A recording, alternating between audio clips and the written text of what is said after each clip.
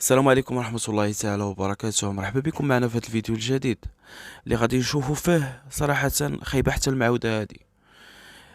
مسجد في الجزائر باسم أم حسن بوسبير تم تغييره على المباشر إخواني أخواتي، ومازال مطابي في جوجل. تم تغييره باسم مسجد الصالحين. لا حول ولا قوة إلا بالله.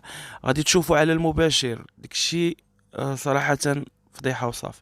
ديروا لايك وبارطاجيو باش هذا الفيديو يقدر يوصل لجميع المغاربة في جميع أنحاء العالم، هذا فضلا وليس أمرا إخواني أخواتي. المهم إخواني أخواتي الكرام، كما تابعنا صراحة على المباشر فضائح بالقلاقل خلوها إخواننا الجزائريين.